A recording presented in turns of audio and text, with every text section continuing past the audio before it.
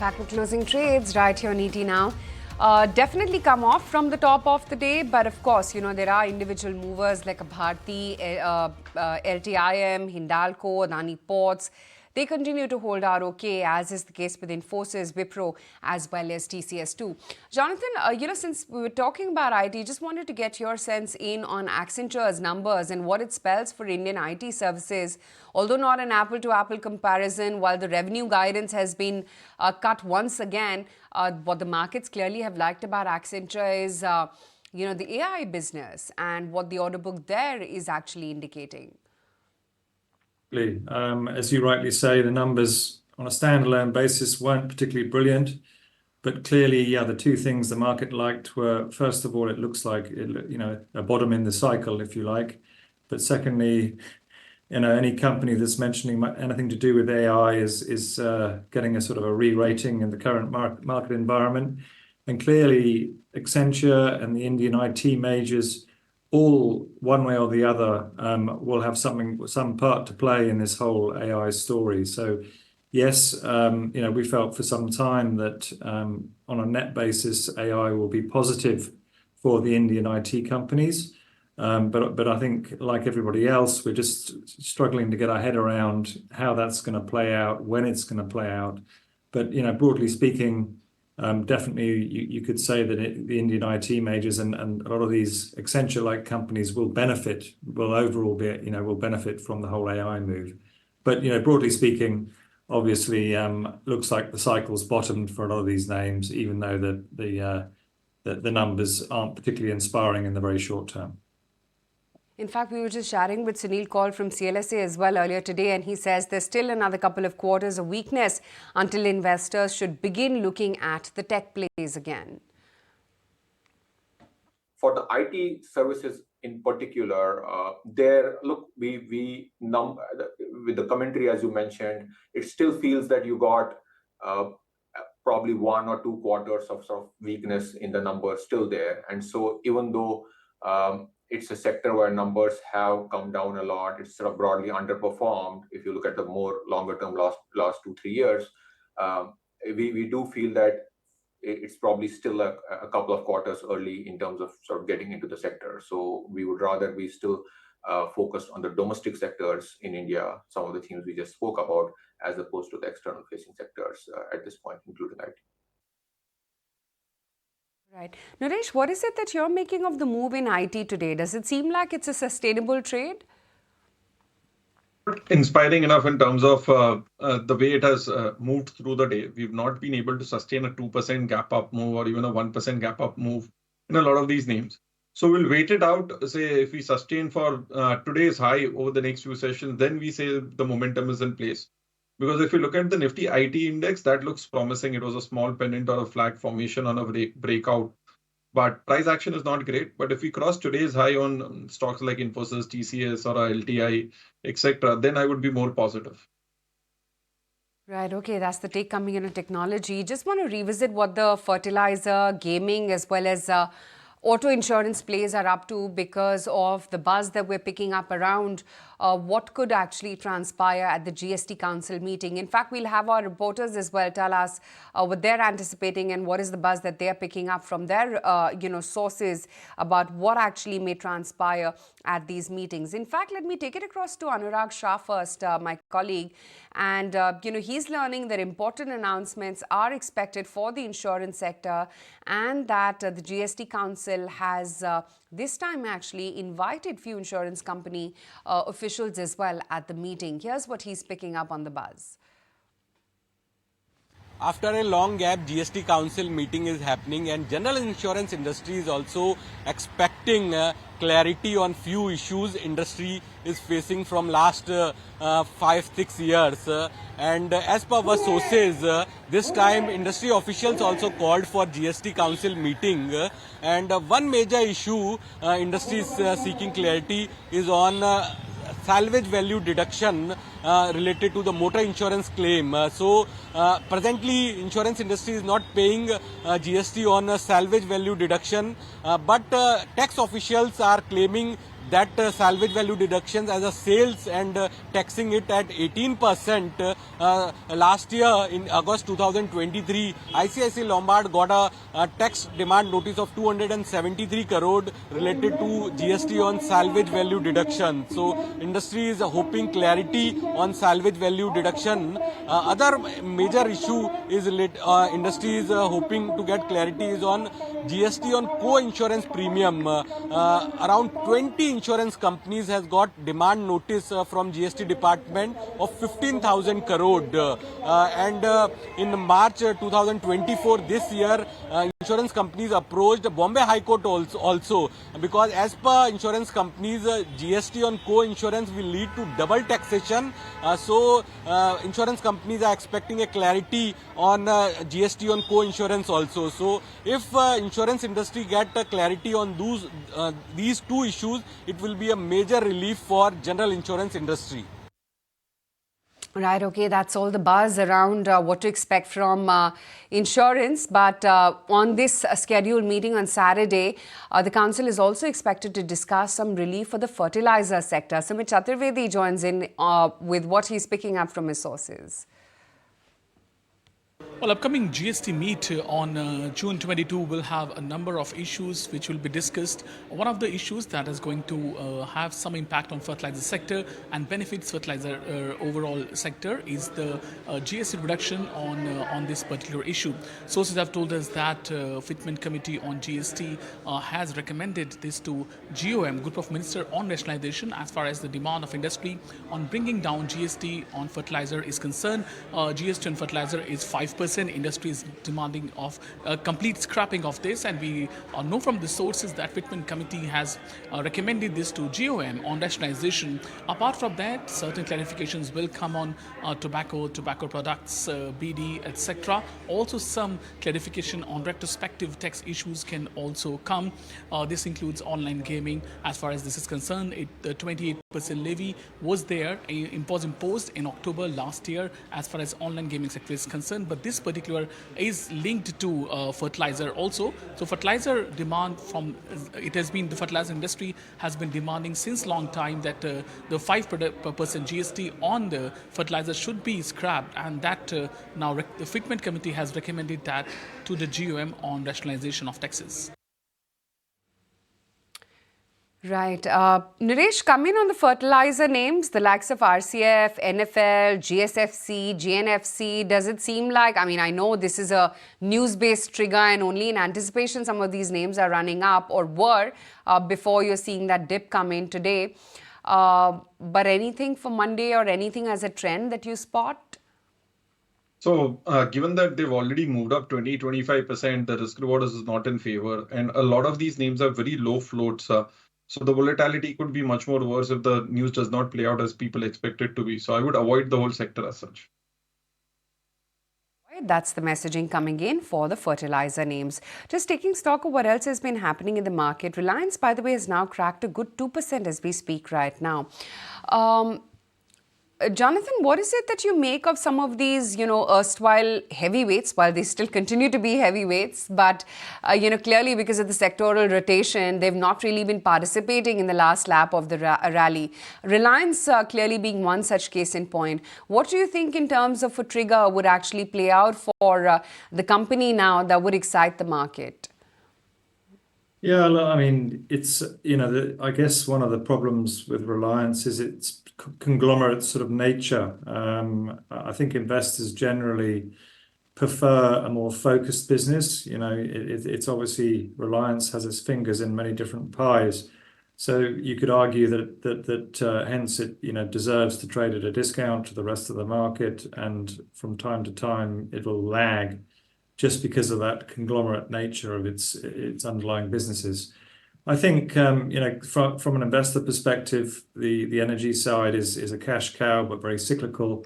But the consumer-facing sectors are very interesting, but they're sort of hidden up in this broader, larger business. And I guess it's not a name that we currently look at. It's not something that we've generally invested in the past, but obviously it's a very large index name, and therefore will benefit or not from any ETF flows in and out of the broader market. Okay, that's the take coming in on Reliance. Jonathan, good to have you on the show. We'll let you go on that note. Let's just take in some closing trades as well before we slip into a quick break and then track the last half an hour of trade this week. Kunal, what's on your list? Jubilant Food is something which I'd be bullish on from current levels. The stock has confirmed a breakout above the 200 DMA just a couple of days back when it managed to break past about the 500, 520 barrier. So that's a trade which I would believe from a short-term play could probably give an upside of 575 to 580 over the near term. Okay, that's Jubilant Foodworks and a buy call coming in there from Kunal. Naresh, what about you? So that would be buy on Reliance Industries. The stock is stuck in this band of 2850 to 2950 for the last many weeks. Once it sustains from here, and a breakout could be possible. So risk reward trade here within a stop loss at 2850, and would look at a possible breakout about 3000 in the short term. Right, okay, on that note, we're going to take a very quick break, come right back, the last half an hour of trade this afternoon.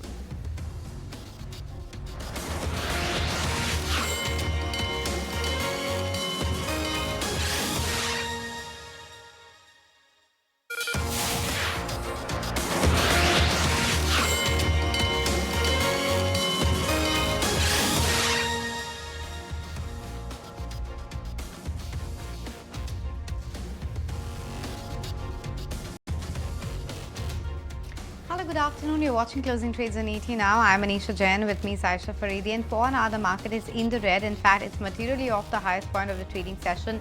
After at those record high levels of around 23,667, we have pretty much given up most of its gains, almost 200 points down, and we are now staring at a cut of 0.5% on the Nifty. The mid cap and the small cap index is holding in the green, but the outperformer of this week was the Bank Nifty, which is actually given up today. So that index is down a good 400 points the last time I checked. So that continues to be a bit under pressure, and it's the heavyweights from the banking index which are on the back foot right now. So SBI, HDFC Bank and Axis Bank, they're all down in the trading session, and only two names in the green. Bandhan Bank as well as Kotak Mahindra Bank. These are the two names in the green right now from the banking index. IT was holding up quite okay. So LTI Mindtree is one of your top gainers at the index level, but that too has petered because it was up almost 3.5% at one point of time. Now it's a gain of just 2%. Bharti Airtel, Vodafone Idea, a couple of telecom stocks in focus. But other than that, not much to talk about. Yes, fertilizers coming off a bit, just tentative ahead of that GST meeting, but nothing really that stands out in the market today. Nothing really that stands out, although, it's a little disappointing that the Nifty Bank spurt lasted just one day. And spurt as in the quantum of the spurt, they've been holding up in any case. So not just the, the benchmark indexes, but even the Nifty Bank is a good 1% off from the day's highs. Yes, bunch of individual stocks which are in focus. Bharti has had a stellar session today. It's managed to cross that 1400 rupee per share mark on the futures. Technology holding out very well, got a rub off from those Accenture numbers. But that's not quite the case with an Ultratech Cement, with the Reliance, which just had a one-day dash of a move all through this week. In fact, it's down about a good 1.5% as we speak right now. L&T, Tata Motors, SBI, HDFC Bank, Axis, they're all in the red as we speak right now. The railway stocks, of course, they're in focus. Reports are indicating that the government is looking to add about 50,000 crore rupees allocation for new tracks, and they're looking to expand the rollout of Vande Bharat trains as well. So that's definitely auguring well, even though some of those stocks too have come off from the top of the day.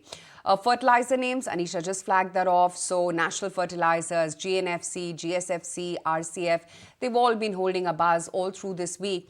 Today, of course, they've come off from the highs of the day. Gaming stocks, Delta Corp in focus, and then insurance as well, the likes of New India Assurance, GICRE. Why they are in focus, we will play that story out in just a short bit from now. But that said, let me welcome on board our experts. We've got Jonathan Shizel to talk about the fundamentals of the markets. Kunal Naresh is always on the technicals. Gentlemen, hi, afternoon. Kunal, let's start off with you. Just routine profit taking or something more to this? Yeah, routine profit taking, nothing major as such, because the sector churn which was playing out for the last 3-4 days for the indices, that sector churn is now playing out in a reverse manner. So for example, the auto stocks which were going through a corrective phase over the last 3 days, they are the ones which are seeing intraday recovery. I think Hero MotoCorp, Scots, etc. They've shown good recovery. Even M&M on intraday basis had recovered quite well. So I would believe that this could probably be a point where the markets are just going through a churn or profit booking in terms of few sectors, and that could probably keep the indices back into a trading range. So now we could be looking at 23,200 as a fresh base or a support for the index, and on the upside I think the levels which we've hit 23,670 approximately, so maybe closer to 23,700 750 mark is where we can place a resistance for the index. Okay, so routine profit booking, that's what Kunal is categorizing this fall as. But Jonathan, let me bring you on board and talk about the Indian markets a bit. It's been fairly volatile from that crash that we saw on June 4th to that rally that we have seen post that. What's your own estimate with respect to where the Indian market is headed? Because a lot of people believe that valuations are sticky, the fundamentals and the positives are baked in, but some of the stock prices continue to surprise. Yeah, no, I'd agree. I think we've had a pretty impressive recovery, as you mentioned, from that crash just a short few days ago. The market has pushed up a lot higher, and it's interesting to note the more growth-orientated markets globally have really pushed up. Clearly, in the US, for example, Nasdaq, but certainly in the emerging market space, India does stand out as very strong recent gains. As you mentioned, valuations are, the market has certainly got more expensive. And, the usual story, certainly when overseas investors look at India and some of them compare it to the likes of China, and are hoping of a broader recovery in China, you've seen a little bit of profit, a little bit of switching, but not much. I think the underlying India story still looks very strong. And so it's at the moment just the market's probably vulnerable to a bit of profit taking in the very short term. Okay, point taken. Naresh, what's the view on banking names? At the start of the trading session, you were positive on them. Does the view change in any way? Not really. We've not seen much of a move. The index is down, say, 0.51%. But if you look at the names, like HDFC Bank, which had rallied a lot, is down 1%. But if you look at ICICI Bank, which is on verge of a breakout, about 1170 still is down 0.3%, closer to 1150 mark. So for now, the view remains the same. We are waiting for more price action for momentum to get faster above, say, a particular price point of 51,800 to 52,000 on the Bank Nifty, 1170 on the ICICI Bank, and say 1680, 1700 on the HDFC Bank. So overall, the structure is still positive. Till the time we hold 51,000 on the Bank Nifty, the view remains the same. We could see further upsides on the private banking names. Jonathan, also wanted to understand your opinion on banks, because it seems that private banks is the only pocket where you do have some valuation comfort. And now with the FII slowly trickling back to India equity markets, I mean, clearly that's the obvious choice. Yeah, absolutely. I think certainly a lot of FIIs, when they look at the Indian market, particularly the private banks offer a way to play the broader market, the broader economy, if you like. And as you rightly say, they had been lagging, particularly HDFC Bank. But obviously more recently that they've started to push higher. But yeah, still very comfortable with the private sector banks on a sort of medium to longer term view. And as I said, very good ways to play the broader Indian economy and growth story. Right. Kunal, what's your reading on the Nifty Bank? Because much like the midweek enthusiasm, that sort of fizzled out. Yeah, fizzled out, but maybe I think it's the excess which was there in many of the large cap private sector banking names. That's getting a bit ebbed off. So I don't expect that this could be a major turnaround move or a reversal move for the banking index. I think we managed to hit that 51,000 mark. We came very close to that 52,000 level for the Bank Nifty. And after this steep rally, I think in the last 10 odd days from the election lows, Bank Nifty has rallied up some 6,000 points. I think from 46,200 odd levels to 52,000 approximately. So I think after that kind of a run, maybe a 500 to 1,000 point correction from the previous highs may not be a major reversal signal for the Bank Nifty, at least as of now. Okay. Okay, point taken. Some of these urban consumption plays are doing quite well today. So, case in point being PVR Inox, which is above the 1400 mark now. You also have Safari and VIP, those travel plays which are up 4 to 5% in the trading session. And then Honasa Consumer too is up almost 5% as we speak. Jonathan, if you had to take a bet between urban India and rural recovery, what would you pick? Both quite different stories, aren't they? I think, yeah. I mean, obviously, they're different companies to play them, and different ways. Personally, we try and get a balance of both, and we try not to flex too much between one or the other. They've both got interesting growth dynamics in different sectors. So it's a bit of a cop-out answer I'm giving you, but it's we like to play both, and we try not to get too clever with overweighting sort of certain stocks for certain environments versus others. So other than banks and the consumption names, what are your India allocations, your overweights and underweights? Yeah, I mean, clearly from a foreign investor, perspective, where a lot of people don't have access to the domestic market, way most people will play it will be via the banks, as you say, IT. But otherwise, capital goods still remains a very interesting sector. There's some very interesting companies out there, and we still do believe in the capex cycle that's going on in India and the growth in manufacturing, albeit from a low base, and we've got a lot further to go there. So, and then some selected basic materials in the basic sort of material spaces as well, but very select there. And generally, we tend to sort of shy away from the PSU type names across multiple sectors. So yes, it's predominantly, if you like, financials, and then obviously tech as well, and then some select other areas. Okay, so financial techs, these are the usual bets right now. Time now to slip into a very short break, but as we do that, listen into the conversation my colleague Asta had with the Ugro Capital's management, Mr. Sachin Nath, on the NBFC space. My perspective was that there is a narrative that regulators are, curbing the growth of NBFC. They are very concerned.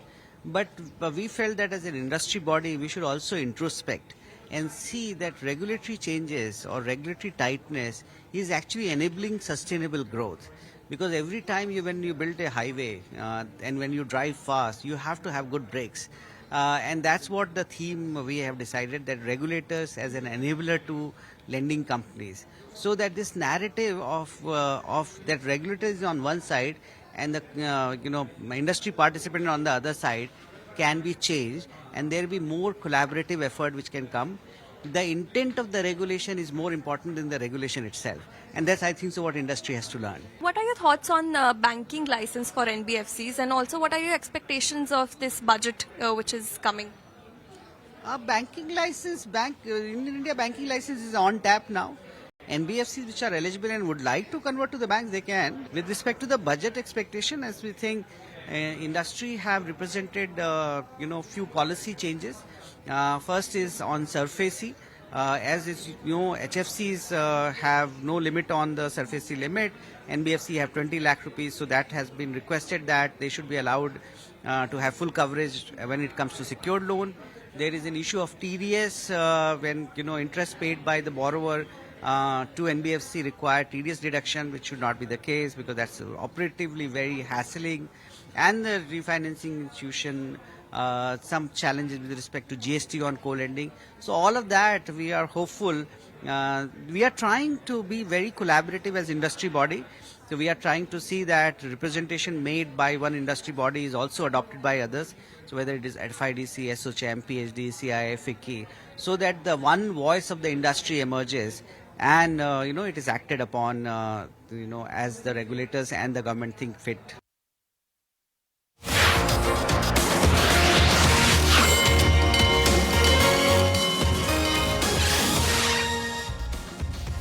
Back with closing trades right here on ET Now. 2024 is the year in which Russia is chairing the expanded BRICS forum, and country is hosting the first BRICS tourism forum as well in Moscow.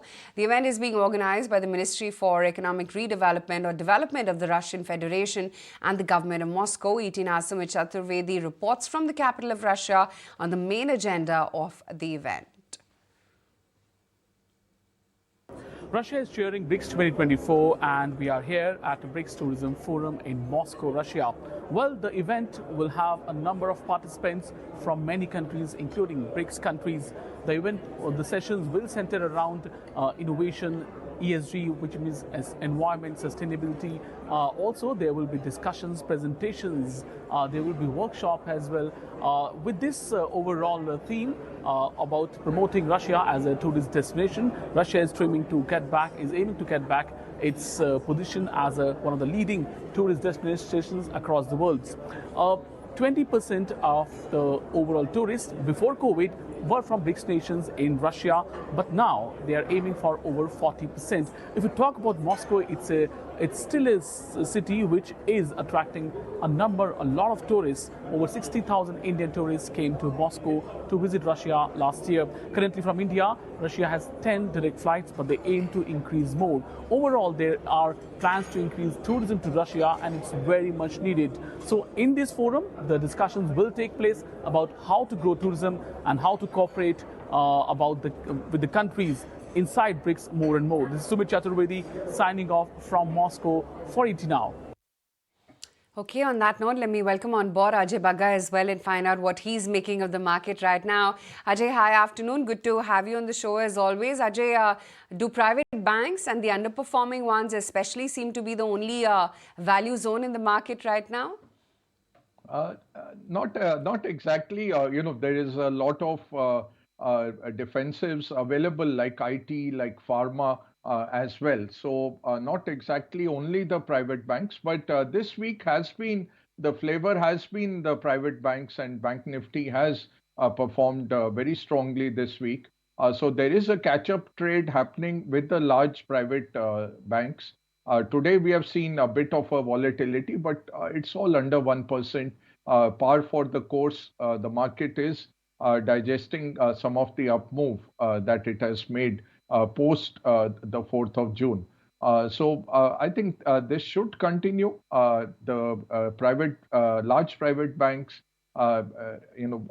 recapturing their previous, numbers in the stock market pantheon. I think that should continue, Aisha. But in terms of value, there are quite a few sectors which are underrepresented in portfolios like IT, like pharma.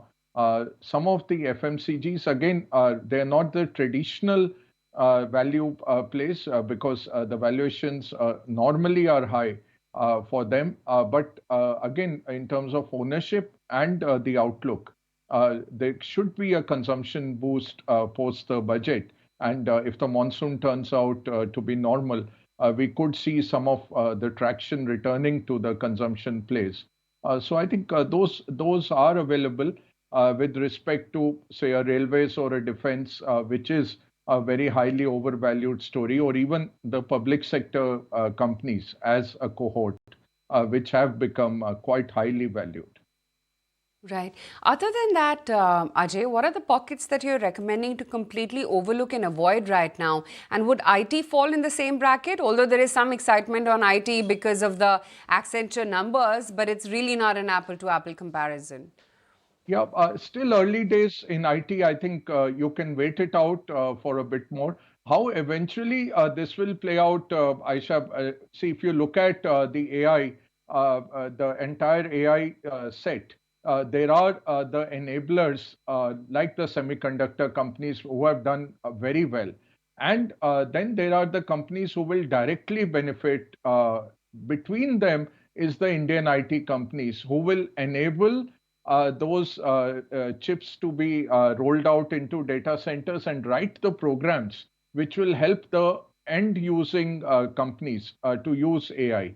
So that model is still under evolution. There have not been much gains in that. In fact, On the contrary, the size of the order flows has started coming down in IT because companies are not willing to give very long-term orders or very large orders, given the way AI is disrupting the entire industry. But I think over time, and over time, I don't mean 5 years. I think within the next 1 year, you will start seeing the first case studies coming out where Indian IT companies start enabling the hardware, the hardware gains to come into actual industries via some software. And that's where I think Indian IT will start scoring.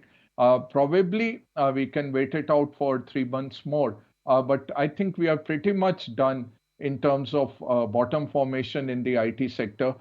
So if you have a longer term perspective, I think with a year, 2 years perspective, even now some amount of participation can start. And then let's wait for the results starting another 15 days.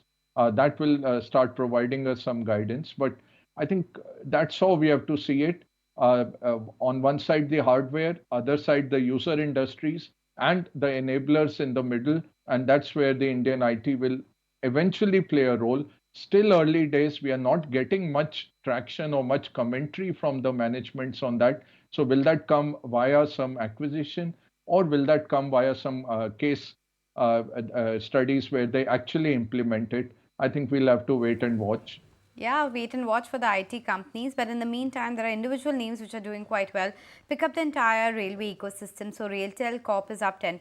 Titagar Wagons, the management which we just spoke earlier in the day, is up almost 6%.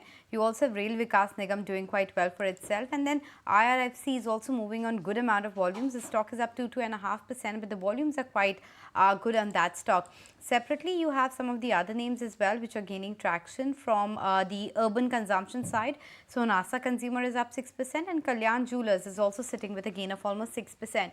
Within these two baskets, Nuresh, urban consumption, the likes of Kalyan Jewelers, which has suddenly spiked 6%, as well as Honasa or the rail companies, which are the top bets that you would recommend to buy? Side of it, because that is where we've seen sideways. So even if Honasa, if you look at it from the IPO times and that spike, the stock has gone sideways for the last 5-6 months. So would be looking at consumption rather than railways. Railways, the only name which has not rallied is say a Rights Limited or a IRCTC, which would still look okay at current levels. Right, okay, that's the take coming in some of those railway names. But Ajay, what's your opinion on defense and railways? Definitely not put fresh money to work right now, is it? Yeah, Aisha, if you see the kind of moves that's happening, last 2 days we saw fertilizer stocks going up very strongly on talks of inventory getting written off and getting cut into and more business coming through. We are seeing some incipient work happening on the chemical side. And some good news coming from Europe also in terms of patents coming through on chemicals by the MNCs, and that should help the entire food chain. But if you look at railways and defense, already run up so much, and multi-year order books have been factored in. Now it's the execution challenge. So have the investors already eaten the pie for railways and defense? Not fully, but right now I think there might be one more move up like we saw in railway stocks today. Going into the budget, there will be some talk of defense capex increasing, indigenization increasing. They will be beneficiaries of that. But to a large extent, at these price earning ratios, I think at least a 1 year story has got baked in. Now, markets are always forward looking. So another 3 months, 6 months, there will be a new story on or new order books coming in. And that will help the stocks eventually to rally again. But right now, at best sideways, and at worst you could see a healthy correction given the lofty valuations and how everything has got baked in, and now they have to just execute. So you're not having much of a driver in terms of defense stocks, especially railways. Again, there will be a focus in the budget, and you will see this kind of a rally nearer to the budget again. But I think most of it is baked in, and you might be better off in some other sectors than these lofty valuation sectors. So most of the positives are factored in. It's all about execution now, but time now to take it across to Ansh, who's been standing by to talk to us about the big price volume buzzers. Right. So granules will be the first stock in focus, as the stock has actually given a breakout from its horizontal resistance zone, which has been intact from last 2 months from around that 480 mark. In addition to this, the stock has also touched record high level, and the breakout is backed by heavy volume of over 5 times its average trading volume of last 10 sessions. Apart from this, Havels will also be in focus, as the stock has given a breakout from its 10-session consolidation pattern with volume of over 2 times its average trading volume of last 10 sessions. PVR Inox is also in focus, as this stock has also given a breakout from its consolidation of around 6 sessions with good volume of over 3 times its average trading volume of last 10 sessions. So these are the breakout stocks based on price volume action. Now, apart from this breakout stocks, there are high chances of Chamba Fertilizer, Steel Authority and Granules getting into ban list for Monday. So keep an eye on these stocks. Of those names flying around. In fact, Kunal, let's pick up on PVR then. Hasn't moved a whole lot, and suddenly this spur of 4% coming in today. Yeah, this is a good move for PVR because this establishes a double bottom at place for the stock. Similar patterns was observed for PVR in June, July 2023, when the stock was almost at 1500 levels, 1460, 1470 approximately. And from there, what started off was almost a 3-4 month rally where the stock took off till I think 1800, 1850 mark. So I think it's a very similar kind of a price pattern for PVR. The good part about the stock so far is that the indicators have already started to get into a breakout mode for PVR, which means that it may not be a single day move for the stock, but it should see a follow through up move. The nearest resistance for the stock is now the 200 day moving average, which I think is current levels placed at 1520 approximately for the stock on the spot levels, which means the first upside which we are looking out for is at least another 70-80 pointer upside for PVR, where it meets the first resistance, and post that we could be looking at much higher targets for the stock. Okay, so that's about PVR Inox and the kind of up move that we are seeing on that one. But in the meantime, Kalyan Jewellers, as we flagged off, is flying away. APL Apollo Tubes has seen quite a bit of traction, and then Paytm too, after seeing that move on Honasa, is actually inching higher. Cera Sanitary Ware up 10%. You also have GIC, which is actually doing quite well. Raymond started with a gap up of almost 11%, now up almost 4%. In fact, entire insurance space is quite excited ahead of the GST meeting tomorrow. Maybe we can bring in Anurag to talk to us about what the expectations are, because for GST, of course, a lot of these fertilizer companies, online gaming companies, insurance companies are going to be in focus. The expectation is that there might be some streamlining of the GST rates. Let me take it across to Anurag to get the story as to what the insurance sector could be eyeing from this GST meeting. After a long gap, GST Council meeting is happening, and general insurance industry is also expecting clarity on few issues industry is facing from last 5-6 years. And as per our sources, this time industry officials also called for GST Council meeting.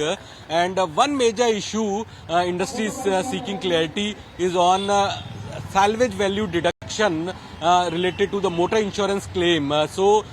Presently insurance industry is not paying GST on salvage value deduction, but tax officials are claiming that salvage value deductions as a sales and taxing it at 18%. Last year in August 2023, ICICI Lombard got a tax demand notice of 273 crore related to GST on salvage value deduction. So industry is hoping clarity on salvage value deduction. Other major issue is industry is hoping to get clarity is on GST on co-insurance premium. Around 20 insurance companies has got demand notice from GST department of 15,000 crore. In March 2024 this year, insurance companies approached Bombay High Court also, because as per insurance companies, GST on co-insurance will lead to double taxation. Insurance companies are expecting a clarity on GST on co-insurance also. So if insurance industry get clarity on these two issues, it will be a major relief for general insurance industry. Okay, like we flagged off, that's the buzz across what's anticipated at the GST Council meeting. But Ajay, in terms of market triggers now, what's next? Or do you think the market is now only going to be hooked on the FII flows trickling in? I think a very important date is 26th June next week, Aisha, on the Speaker of Lok Sabha. I think that will point towards the strength of the political capital that the ruling party is enjoying. So that remains a very important event. And if a BJP, preferred speaker comes in, I think that will give some amount of relief to the markets in terms of political risk outlook. So 26 June is important. And then we'll get into the results and the union budget. A lot of chatter on the sidelines on the union budget. And, that sets us up for more disappointment. Like if you read through the MSP hikes, the government has been quite conservative in that way. And what my talk to a few knowledgeable people is that really they'll not be spending political capital right now in year one for a few state elections, but they will look at a broader contour. And for that, it's too early to really bring out much in the budget. So I think we are getting set up for a bit of a disappointment, but the market has factored in that if we maintain the capex, the public capex, if we maintain the 5.1 fiscal deficit number, more or less it tick marks for the market. And FIs, fortunately now, last few days, we are seeing a positive flow that should increase, especially on the debt side. We have seen good flows coming in, and by the end of the month, so as early as next weekend, we should have had some very strong debt inflows coming in. That should help the rupee, should help the RBI bolster its FX reserves even further. And it will help the yields to go down. So some part of the RBI rate cut work will be done by the flows on the debt side. On equity, we have to really still see how soon the US cuts, and that will be a big trigger for emerging market flows to take off. And in anticipation of that, around September, you could see FI flows picking up even more than what they are right now. But I think the change has happened over the last 15 days as the political risk has reduced considerably. The uncertainty of the event has gone, and we are seeing FI flows coming back. I think that should gather momentum. But the big momentum, big boost will come when there is more clarity on the Fed cut, and then emerging market flows come in, and we'll get a good portion of that coming into India. Point taken. So that's the view coming in on the market mood right now. But let me take it across to Sharad to get a sense and the mood check as far as the dealing rooms are concerned. Hi, Sharad. Well, yes, in focus is Vedanta, and what we are gathering from dealers is that a block deal is likely to be there next week. Now, interestingly, the promoters are likely to sell 2 to 3% stake in the company, and currently the promoters are holding 62% stake in the company. Now, recently the company also approved a 1,000 crore fundraise via NCD due to private placements, and also Vedanta Group has added more than 2.2 lakh crore rupees in terms of market cap in FY25 as well. There are important triggers also for the stock. The first one being they're expecting a monetization of their steel and raw material business in this first half of FY25, and of course the market is factoring in the demerger of 6 arms and the proposed restructuring going ahead as well. The company had stated recently, as per media reports, that they would be completing their demerger by FY25 as well. Right, okay, that's all the dealing room chatter then. Kunal, just a quick word on what the Nifty and the Nifty Bank positioning should be for the next week, going by how today and of course the rest of the week has been. I think maintain the long positions for the indices, maintain the long positions for stocks, of course not to build them as of now, because we've not yet hit the lower end of the support for both the indices. So I think broadly 51,000, 50,800 for Bank Nifty is a very strong support. So maybe if we tap back into that kind of a support point, that could be a very good advantage for Bank Nifty traders to try and get into the index. And for the Nifty, I think it's around 23,200 to 50 mark, where there could be a strong support which may originate for the index. So maybe another 200 points on the downside in case if this happens on an intraday basis. I think that could be a good recovery point or a entry point for index traders. Okay, point taken. So that's the view on the Nifty, below the mark of 23,500, but off the lowest point of the trading session. But what, shifting focus away from the, capital markets as to what's happening in the startup ecosystem, because the Indian tech startups have raised almost $4.1 billion in the first half of this year, as the country witnessed 3 unicorns along with 17 IPOs in this period. Sharad is joining us with the details of all that funding that the startups have managed to raise so far. Well, yes, today is the International Yoga Day, and we are trying to understand the business of yoga and how important it is for the Indian economy as well as the wellness industry. Now, the Indian yoga industry is currently at a $80 billion worth industry size as per the reports by the industry. Well, we will just get back and get in more info on how, not just how big the business of yoga is, but also on the 17 IPOs which are lined up in the next few months or so. But in the meantime, let's also tell you about Zepto. It seems like that's got its plans now and firming up its IPO plans, that is. We spoke with Adit Palicha, the founder and CEO at Zepto. He shared with us the details on his IPO plans.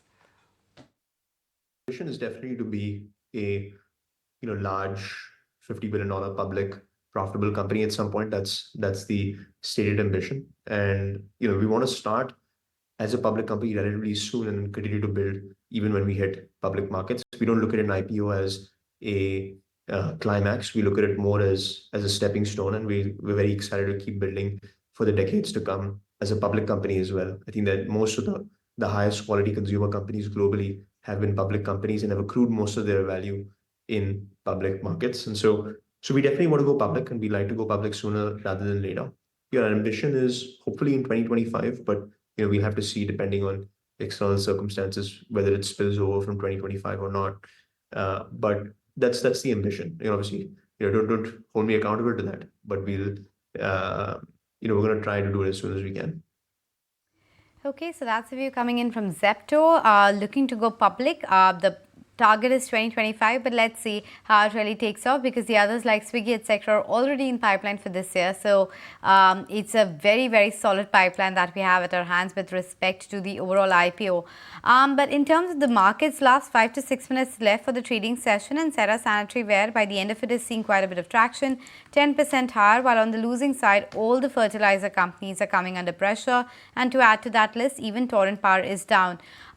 Within the fertilizer space, Mr. Bagga, is there any name that you have been watching out for, or even the agri plays or some of these names which were kind of forgotten in terms of an investment idea? Looking at anything interesting, sugar, textile, agri? I think sugar should do well. We are looking for some policy clarity on the ethanol part. You can't have a stop, start, stop kind of a move on that.